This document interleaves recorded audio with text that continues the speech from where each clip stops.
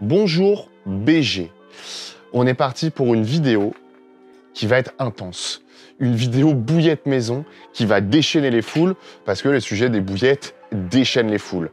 Avant de commencer la recette, parce qu'aujourd'hui ça va être une vidéo recette, on va parler un peu des bouillettes maison. Pourquoi ou pourquoi pas.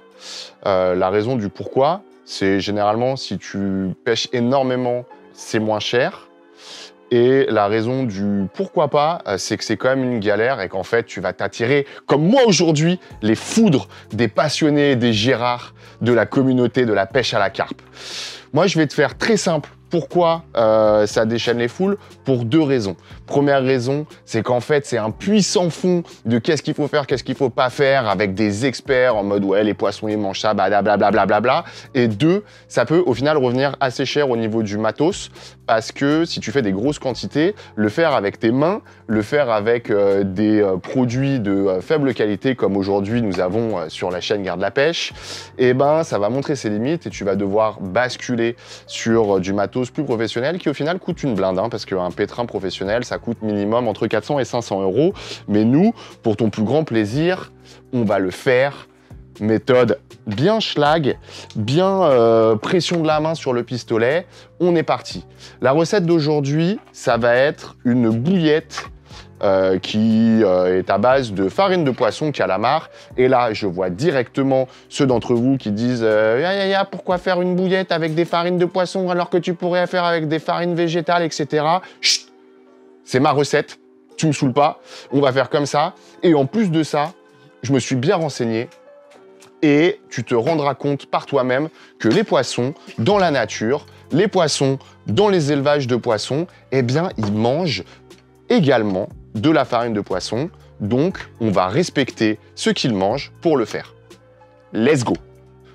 Au niveau des éléments, j'ai mon petit carnet et attention, il y a du matos. Après, t'es pas obligé de faire la même chose. C'est une vidéo YouTube que tu es en train de regarder. Si tu as envie de faire à ta sauce, tu fais à ta sauce. Grand bien t'en fasse, j'ai pas de problème avec ça. Et en plus, effectivement, cette bouillette, elle est quand même pas donnée. À la fin, on est sur à peu près 4,50 € du kilo, ce qui est assez important, on va dire. Mais je te fais la liste des éléments pour faire entre 2 kg, 2,5 kg de bouillette. Après, bah, tu es un grand garçon ou une grande fille, tu es capable d'adapter pour moins de quantité ou plus de quantité. On est parti, on est sur une calamar mortel. Du coup, on a 250 g de farine de calamar, on a 500 g de farine de pellet, 150 g d'hydrolysate de krill, 200 g d'hydrolysate de poisson, 250 g de farine de blé, 500 g de gouttes de maïs, 150 g de chène vie, 200 g de poudre d'œuf, auquel on rajoute 10 g de bétaïne, 10 g de sweetener et 5 centilitres d'huile de saumon. L'intégralité des éléments s'affiche ici par magie. Tu peux regarder, encore une fois, tu peux adapter avec la quantité que tu as envie de faire. Aujourd'hui, je ne te parle pas de à quoi ça sert toutes ces farines, etc. On est vraiment purement sur une vidéo de recette de bouillette. Si tu as envie que je fasse un peu plus de détails sur à quoi sert le sweetener, à quoi sert la bétaïne, à quoi sert l'hydrolysate, tu le mets en commentaire, je me ferai un plaisir de te faire une vidéo dans 6 mois pour te l'expliquer. Allez, on est parti, c'est très simple. On va simplement prendre en fait un verre doseur pour prendre les mesures que je viens de t'énoncer. Et ensuite, je vais de façon très musclée, très masculine, mélanger ce mix à la main. 250 g de farine de calamar, tu vas me dire pourquoi pas plus si ta bouillette, c'est une bouillette qui s'appelle calamar mortel. C'est moi clairement hein, qui ai inventé ça, c'est mon produit, c'est ma recette encore une fois. Et ben en fait tout simplement parce que la farine de calamar elle est quand même assez épaisse, il y a beaucoup de grains dedans et de particules et en fait si tu en mets beaucoup ça va poser problème par rapport à l'homogénéité de ta pâte et en fait à la fin ça va craquer, c'est pas l'objectif. Donc 250 g c'est très bien. On enchaîne 500 g de farine de pellet. Tout finir, ça va vite vu. Un peu plus, ça va. «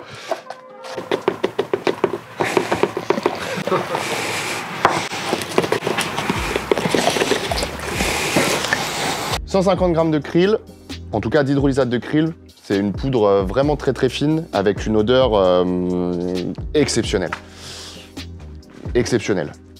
Ensuite, 200 g d'hydrolysate de poisson, pareil, une farine très fine et bien odorante. On continue avec farine de blé, 250 g. Hop là, 250 g de blé. 500 g de gouttes de maïs. Tu vas me dire pourquoi de la goutte de maïs? Eh ben écoute, pourquoi pas, fais tes recherches, tu te rendras compte que au final c'est mieux que ce que tu peux trouver ailleurs sur le marché et c'est pas forcément plus cher. On continue avec 150 g de chène vie grillé pour le coup. Hop. Là aussi, c'est beaucoup de particules. Donc j'en mets pas énormément, sinon l'avantage c'est que ça aère la bouillette, mais après ça peut, comme je te l'ai dit, pareil que pour le calamar, poser problème par rapport à l'homogénéité du tout quand tu vas rouler. Donc tu peux en mettre, mais si c'est du grillé, fais attention. Et ensuite, nous arrivons sur la bétaïne et le sweetener, où là on est vraiment en proportion très limitée, puisque ça va ajouter... si tu parles anglais, sweetener, une touche sucrée. Donc en fait, c'est du sucre surpuissant et qui est très apprécié des carpes. Encore une fois, si tu veux que je fasse une vidéo sur le sujet, il n'y a pas de souci. Juste, tu me le dis en commentaire. L'objectif de cette vidéo n'est pas de détailler l'intégralité des produits. Oh purée, c'est sucré déjà, j'en ai dans la bouche. Ah ouais. Donc là, on va en mettre 10 grammes. Donc c'est vraiment rien du tout.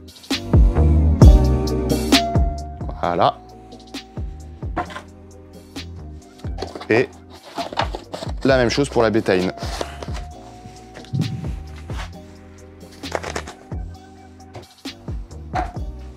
Avant d'incorporer ta poudre d'œuf, parce que là j'utilise de la poudre d'œuf, tu peux utiliser des œufs normaux, juste en fait, en gros, c'est quand même un peu une galère si tu fais des grosses quantités, enfin c'est une galère. Oui et non, c'est simplement qu'il faut stocker énormément d'œufs, il faut les trouver pour un prix raisonnable, c'est pour ça que moi je pars sur de la poudre d'œuf. Tu peux donner un petit coup de mélange de ton mix, voilà.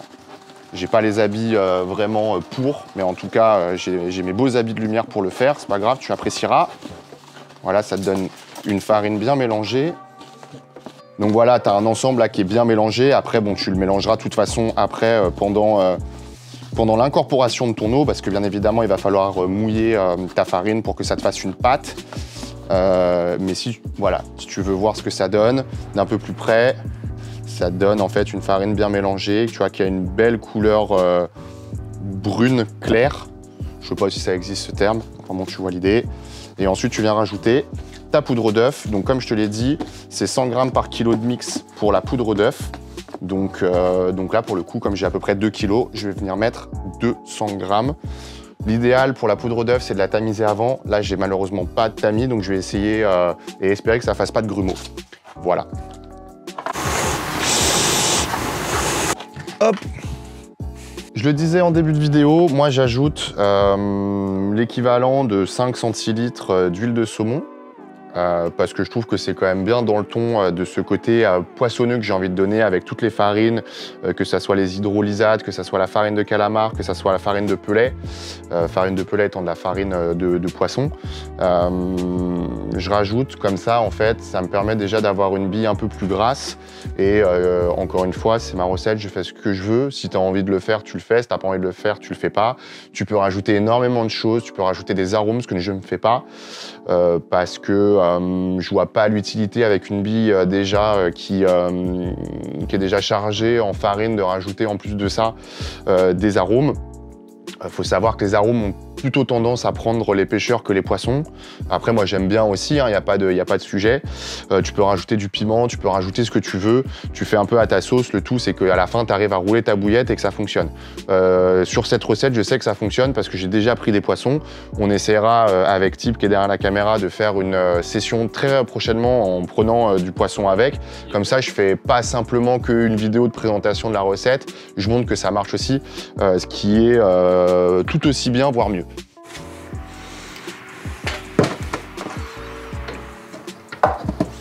Donc là, j'ai mélangé le tout. J'aurais pu rajouter au final l'huile pareil avec mon eau. Ça aurait été la même chose à la fin. Tout va être mixé. Et là, je vais incorporer tout doucement l'eau jusqu'à ce que j'arrive à une consistance de pâte qui m'intéresse. J'ai pas une recette miracle au niveau des grammes, des centilitres d'eau. En fait, c'est plutôt au ressenti et aussi en fonction de les farines que vous allez utiliser, enfin que tu vas utiliser du coup. Je te tutoie, on se connaît maintenant. Et en fait, il faut y aller simplement petit à petit jusqu'à trouver la bonne consistance d'une pâte qui n'est pas trop humide pour pas qu'elle colle au doigt et en même temps pas trop sèche pour qu'elle se délite quand tu vas la mettre dans le pistolet et quand tu vas essayer de faire tes boudins. Donc on y va progressivement et ça va très bien se passer.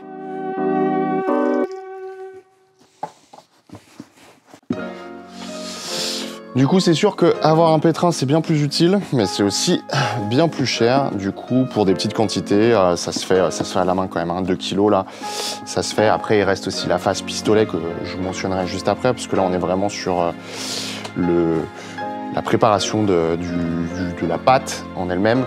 Après, les roulés, c'est aussi un plaisir. Et il y aura bien évidemment la cuisson qu'on montrera avec Tib juste après, pour te montrer un peu et te dire combien de temps ça prend, quoi.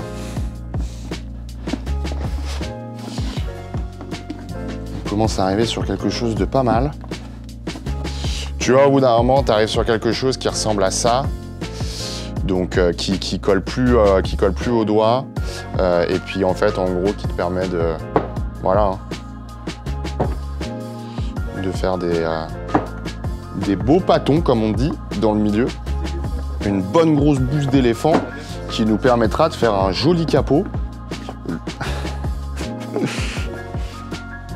Donc voilà, après, une fois qu'on aura fini, je vais laisser reposer la pâte pendant quelques temps, histoire que la farine absorbe bien l'eau, puisque en fait, la farine absorbe l'humidité, hein, bien évidemment. Donc c'est pareil que quand tu fais des pâtes feuilletées, des pâtes brisées, etc. Il faut laisser un petit peu reposer pour que tes farines puissent absorber l'intégralité des liquides. Et là, on est sur quelque chose déjà de pas mal. Et là, mon côté sportif est en train de se montrer là. Je suis en train d'être essoufflé, sa maman, avec tout mon respect. Voilà. Tu vois, un truc bien moulé, une belle de mer comme on les aime. Donc là, c'est bien. On va laisser reposer un peu de temps. Et ensuite, ça sera l'heure de continuer à se muscler les bras en faisant des petits rouleaux qu'on passera ensuite au roule-bille. J'ai aucune idée de comment ça s'appelle, mec. Je sais pas, mais tu vois le principe, c'est ce genre de choses où là on est sur une taille qui nous permet de faire des billes de bon calibre. Voilà, on a mis le pâton dans le pistolet, c'est un pistolet manuel. Autant dire qu'il faut bien de la force pour sortir. Et en plus, on a laissé un peu trop reposer la pâte, je pense. Donc là, elle est bien dure et c'est pas le bon plan, mais c'est pas grave, on va quand même y aller. Tu vois, tu y vas tranquillement, ça sort. Et puis après, ce qu'on va faire, c'est qu'on va aller passer à la table à rouler. On va pas tellement se faire chier à faire des billes bien rondes parce que c'est pour amorcer, donc en fait on s'en fout. Dans les faits, on pourrait même les couper comme ça, que ça ferait largement l'affaire. Et ensuite, on va les passer quelques minutes à la vapeur pour finaliser le process. Voilà, en tout cas là c'est un peu le plus physique de l'histoire, mais après on est bon, on aura à mon avis 2 kg, 2,5 kg. Ok. On a toutes les bouillettes qui ont été découpées, on les a pas roulées parce que au final c'est plus simple de les couper vraiment à la chibre, tu vois. Et maintenant on va les faire cuire. Je pense qu'on va les mettre quelques minutes, histoire simplement de les saisir. Et ensuite je te montrerai le résultat final. Allez, on fout tout là-dedans et puis on se retrouve dans quelques minutes. Et voilà, c'est cuit. Au niveau des théories sur la cuisson, il y en a des milliers, mon gars. Tu vois, t'as des gens qui disent tu laisses 20 secondes, 2 minutes, 10 minutes. Là, étant donné qu'on en avait quand même blindé au niveau du cuiseur, on a laissé entre 5 et 10 minutes. Et à la fin, ça nous donne un résultat vraiment cool. Une bille qui est bien, bien. On en a fait quelques-unes bien rondes pour écher. Le reste, en vrai, il n'y a même pas besoin vraiment de se faire flic pour les faire bien, parce que tu vas prendre des poignées, tu vas les balancer à la flotte, et dans les faits, le poisson, que tu aies une bille, que tu aies un coussin, que tu aies un boudin, franchement, c'est exactement la même chose. Après, c'est vrai que c'est quand même plus agréable d'avoir soit une bille ou alors un principe un peu comme des pelets comme ça pour écher. On en a préparé à peu près une petite vingtaine. Le reste, ce qu'on fait, c'est qu'on va le mettre directement dans le seau et on part demain pêcher pour te préparer une deuxième vidéo sur est-ce que ça fonctionne bien. Au niveau de tes billes, si tu les utilises pas comme nous, ça va être le cas demain directement, tu as plusieurs options. Tu as le sel, donc là on n'en a pas mis hein, dans cette version. On aurait pu, c'est un exhausteur de goût, mais c'est aussi un conservateur, donc tu pourrais mettre du sel. Ça te permettrait de les conserver un peu de temps. Bon, après, c'est pas non plus quelque chose qui va changer, tu vas pas les garder pendant des mois et des mois. Sinon, tu peux les congeler. On a également des sacs de congélation avec type qui nous permettent de les mettre au congélo. Le problème, c'est que tu vas perdre quand même en fraîcheur et au niveau des nutriments et des macronutriments. Après, bon, c'est pas non plus problématique. Si tu en fais des grandes quantités, c'est vrai que ça peut être compliqué parfois de les écouler directement. Donc tu fais bien ce que tu veux et comme tu peux.